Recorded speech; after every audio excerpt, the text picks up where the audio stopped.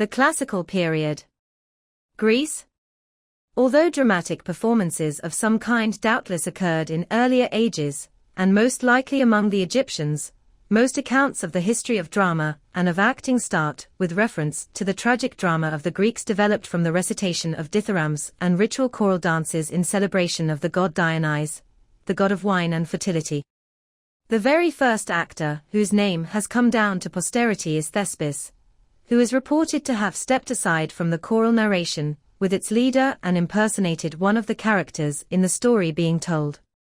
Whatever the facts of the matter, his name has been transmuted into an epithet for all those who indulge in dramatic performance, Thespians.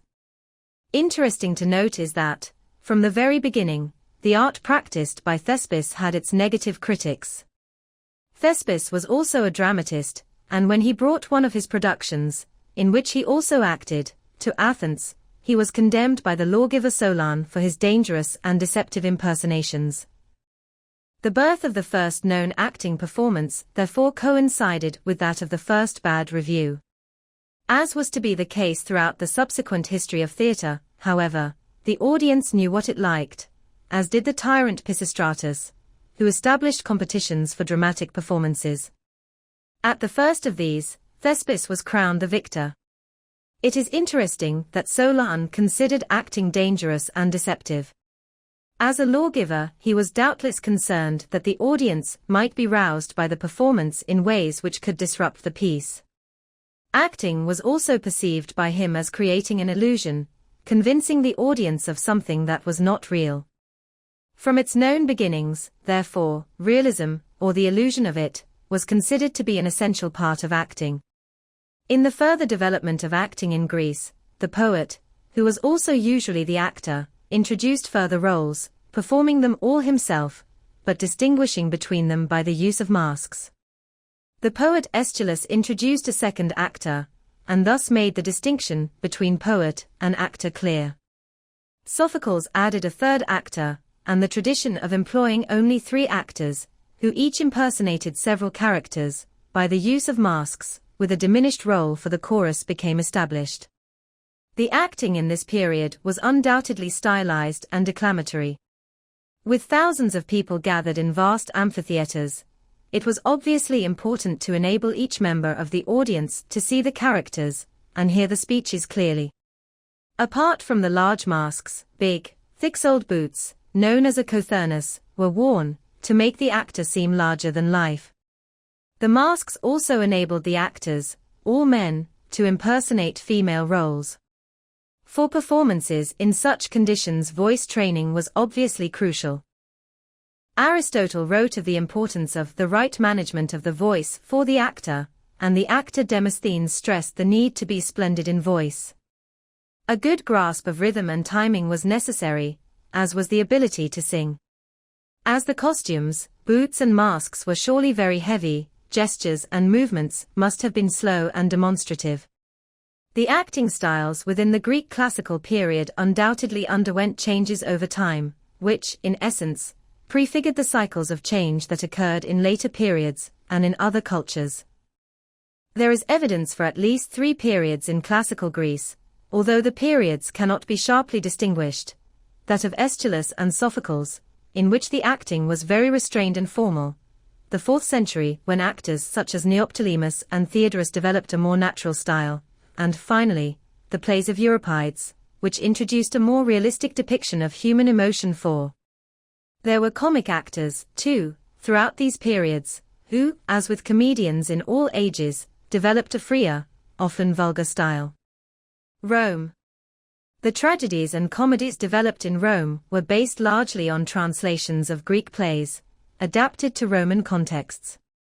This is true of both the works of the great Roman tragedians, such as Seneca, as well as the comic writers such as Plautus and Terence. The Romans went in for much more spectacular displays than the Greeks, with decorated scenery and also, on occasions, the inclusion of live animals.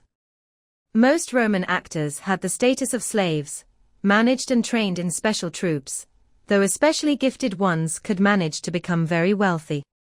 One such was the renowned Quintus Roscius Gallus, 62 BC, known generally as Roscius, who eventually gained his freedom and became a personal friend of the writer Cicero. Another actor in the 1st century, the Greek-born Aesop, was greatly admired for his fiery and emotional performances.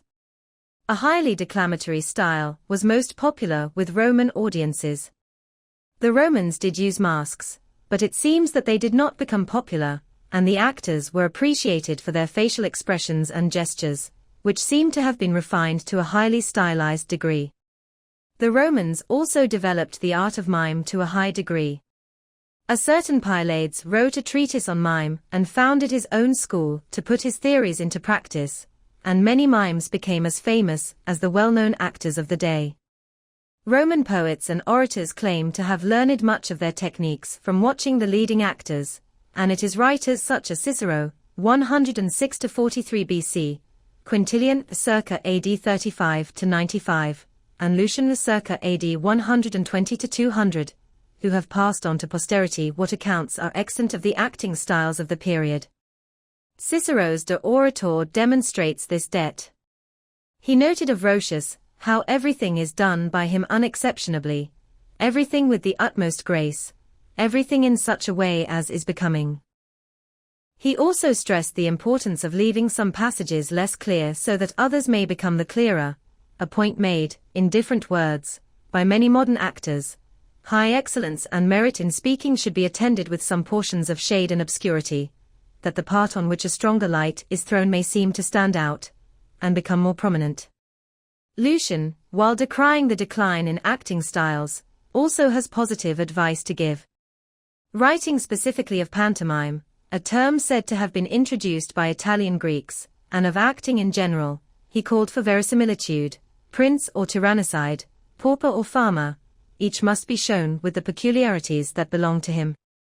He writes elsewhere of the pantomime, whose task it is to identify himself with his subject, and make himself part and parcel of the scene that he enacts. He also provides a vivid and amusing account of the extremes to which overacting may lead. An actor playing the role of Arjux in a state of madness, so lost control of himself, that one might have been excused for thinking his madness was something more than feigned. It appears that the illiterate mass considered it all to be great acting, but the more intelligent part of the audience obviously felt disgust at this display, although they concealed their feelings. Lucian praises another actor, who, in a similar role, played it with admirable judgment and discretion, and was complimented on his observance of decorum and of the proper bounds of his art.